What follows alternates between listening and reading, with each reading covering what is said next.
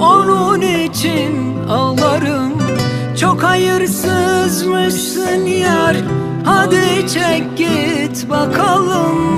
Artık sevmeyeceğim demek için geç kaldım. Allah'ım bilmiyorum kimin ahını aldım. Artık sevmeyeceğim demek için geç kaldım. Allah'ım bilmiyorum kimin ahını aldım. Şimdi nasıl hesap vereceğim anılara? Vurdun bu darbeyi anlatamam yarınlara. Neredesin canım? Neredesin bir tanem? Neredesin öbür yarın? Söyle neredesin? Neredesin canım? Neredesin bir tanem? Neredesin öbür yarın? Söyle neredesin?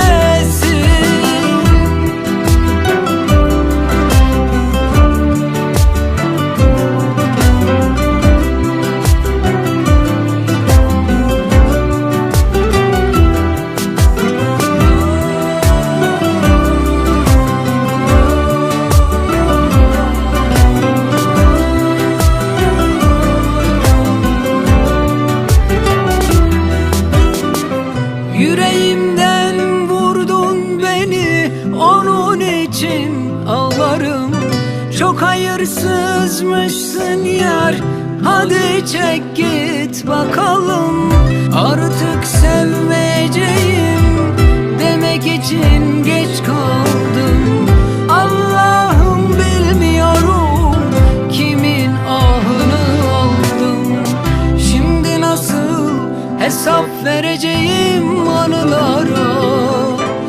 Vurdun bu darbeyi anlatamam yarınlara.